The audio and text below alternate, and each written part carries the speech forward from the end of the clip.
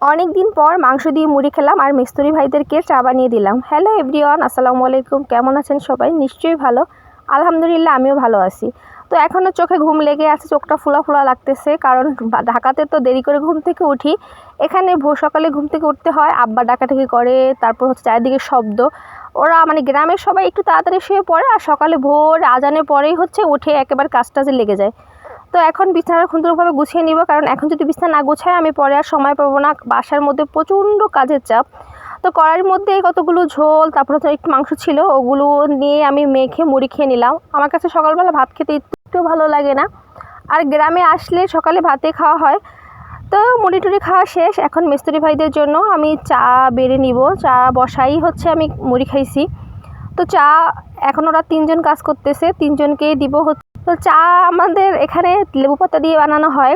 যদি লেবু না থাকে তাহলে লেবু পাতার এর মধ্যে ছিঁড়ে দিলে হালকা একটু লেবুর ফ্লেভার আসে, তাতেই মজা লাগে। পাতাগুলো ছিঁড়ে এখন পাতাগুলো উঠিয়ে ফেলবো, উঠিয়ে ওদেরকে পাউরুটি দিয়ে দিব। পাউরুটি মাত্র বাজার থেকে আবার কিনে নিয়ে আসছে। তো এই হচ্ছে আমার ছোট্ট মিনি ব্লগ। কেমন হয়েছে জানাবেন। হ্যাঁ, যদি ভালো লাগে তাহলে একটুখানি সাবস্ক্রাইব করে পাশে থাকবেন। তো আজকের মতো আল্লাহ হাফেজ, টাটা।